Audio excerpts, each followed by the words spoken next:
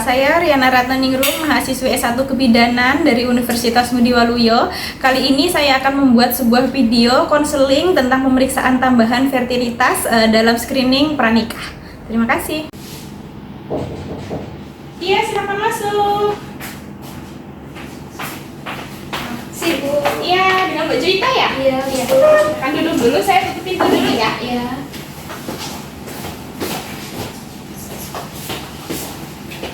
Oke, Mbak Juita, perkenalkan saya Bidan Riana. Kok nggak sama suaminya? Iya. Suaminya lagi bekerja. Oh, lagi kerja di luar kota? Oke.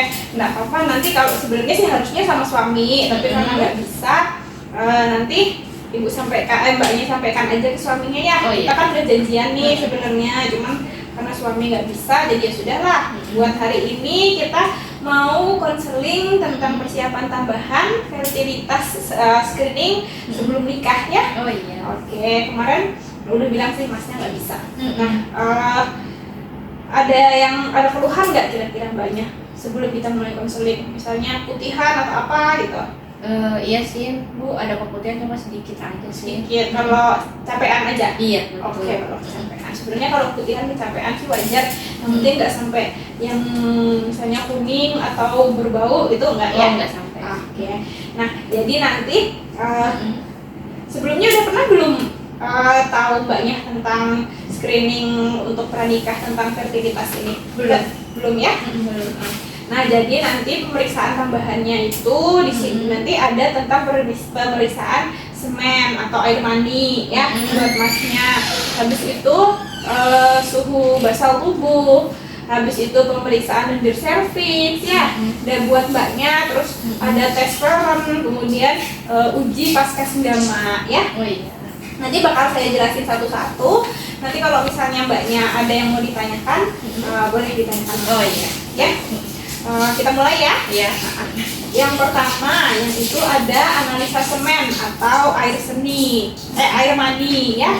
Nah, yang pertama biasanya itu pemeriksaannya melalui lab, tujuannya untuk mengetahui kualitas air seni si masnya nanti ya. Jadi nanti itu ada analisa, jadi nanti di sana diketahui jumlahnya, habis itu pergerakan spermanya gimana yang ada di dalam air mani ya. Habis itu cara pemeriksaannya itu biasanya akan diminta untuk pokoknya jangan berhubungan seksual dulu atau ejakulasi, maksudnya mengeluarkan sperma sendiri itu selama 2 sampai dengan 5 hari sebelum pengambilan sampel gitu ya. Jadi nanti sebelum ngambil sampel buat pemeriksaan air maninya itu 2 sampai 5 hari nggak boleh berhubungan atau nggak boleh mengeluarkan si air maninya itu ya. Habis itu prosedurnya nanti itu akan diberikan tabung yang steril untuk menampung sperma. Habis itu nanti biasanya masturbasi. Nah itu nanti biasanya disediakan ruangan pribadi ya untuk umumnya sih berpendamping biasanya di laboratorium. Jadi nanti ejakulasi sendiri masnya, habis itu nanti ditaruh di tempat itu gitu ya. Nah habis itu nanti sampelnya ini kan bisa bervariasi nih dari waktu ke waktu. Nah kalau misalnya diperlukan nanti 2 atau 3 sampel berbeda diperiksa dalam jangka waktu 3 bulan gitu ya. Gitu.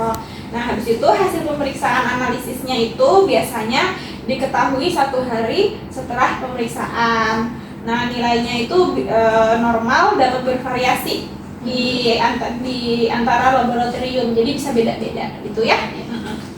Oke, yang selanjutnya itu adalah pemeriksaan suhu basal ya. Jadi suhu basal itu nanti itu adalah suhu mbaknya di pagi hari. Nah itu sebelum bangun tidur dari tempat tidur ya, sebelum beraktivitas. Terus perubahan suhu basal tubuh itu biasanya terjadi 12 sampai dengan 24 jam setelah ovulasi atau masa subur berlangsung ya. Nah nanti caranya, mbaknya kan di rumah punya termometer nggak? Ada ya. Nah termometernya itu taruh di samping tempat tidur ya. Jadi maksudnya biar langsung nih, nggak nyari lagi. Habis itu lakukan pengukuran suhunya itu sebelum mbaknya bangun dari tempat tidur ya. Jadi sebelum bangun dari tempat tidur, belum ngomong, belum makan, belum minum, belum berhubungan seks ya. Jadi diukur suhunya pada saat itu. Nah, habis itu termometernya itu nanti dimasukkan ke mulut atau dubur, terserah yang lebih enak yang mana. Kalau yang mulut kan berarti nanti harus bersih ya. Jadi nanti ditaruh di tempat yang bersih. Nah, itu nanti dimasukkan ke mulut, habis itu dicek selama 5 menit ya. Habis itu hasilnya itu Mbak catat dalam lembar suhu gambar tubuh, suhu basal tubuh itu dengan jarak 0,1 derajat Celcius setiap hari. Jadi gitu ya. Jadi nanti saya kasih tuh ada lembar grafik suhunya, suhu basalnya nanti ya. Terus grafiknya itu bisa dibuat di atas kertas milimeter blok. Jadi nanti saya kasih contoh, ada kertas milimeter, ada kan yang kertas buat biasanya menggambar anak-anak yang kotak-kotak itu ada tuh ya. Habis itu grafik ini nanti bakal ngasih itu kan tiap hari diukur ya, tiap hari diukur. Nanti grafik ini itu bisa ngasih gambaran ke mbaknya untuk pola perubahan suhu tubuh pada saat siklus menstruasi dan masa subur gitu ya. Nah, untuk hasil pemeriksaannya biasanya itu mencapai suhu terendah itu pada saat ovulasi atau masa subur. Nah, akan mengalami kenaikan suhu sebesar 1 derajat Celcius itu setelah ovulasi. Jadi dikasih catatan tuh mana suhu basal terendah, mana suhu basal tertinggi selama beberapa bulan gitu ya. Habis itu kalau misalnya mbaknya nggak ketemu nih kenaikan suhu pada saat ovulasi atau masa subur setelah beberapa siklus, berarti nanti konsultasi dokter ya untuk melakukan tes darah gitu. Harusnya sih biasanya ada tuh grafiknya ya, di mana kenaikan suhunya gitu ya. Tapi kalau nggak ketemu setelah beberapa bulan, nanti berarti harus ketemu dokter gitu ya. Terus selanjutnya itu ada lendir cervix, pemeriksaan lendir cervix. Cervix itu lendir vagina. Lendir kita yang biasanya kan kalau cewek memang ada lendirnya kan. Nah itu biasanya dilakukan misalnya mbaknya tuh pakai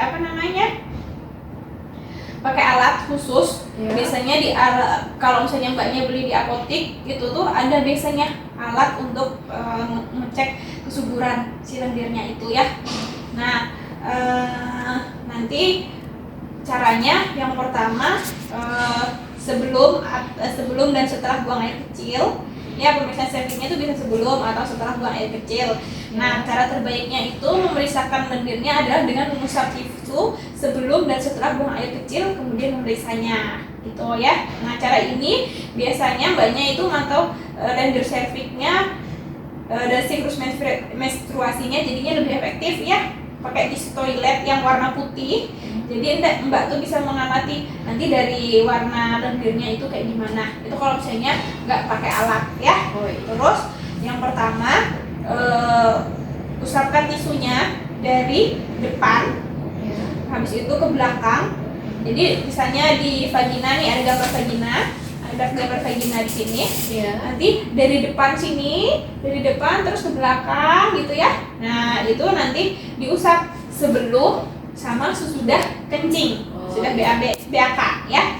Habis itu pastikan untuk menulis tampilan lendir cervix pada tisu toilet dan di catatannya mbak. Jadi nanti dicatat tuh lendir cervixnya tuh tampilannya kayak gimana si lendirnya itu ya, warna putih kah atau bening atau gimana ya. Kemudian yang di celana dalam mbaknya itu dilihat juga. Nah maksudnya kental kah, atau misalnya kata mbak tadi kan mbak ada keputihan ya. Nah itu warnanya gimana. Nah yang sisanya yang di celana dalam kan biasanya kalau cewek ada tuh. Nah itu nanti dilihat juga ya, nanti dicatat aja. Habis itu memeriksa vulva sama sensasinya. Jadi bagian vaginanya mbak itu diperiksa juga. Jadi mbak raba bagian vaginanya itu dengan jari ya. Perhatikan tuh sensasinya kayak gimana, misalnya kering, basah atau lembab. Nah gitu ya. Habis itu ini tuh bisa membantu untuk mengenali perubahan pada lendir cervix atau siklus menstruasi mbaknya. Nah terus vulva bagian luar organ wanita itu ada yang meliputi ada klitoris yang bagian atas jatuh.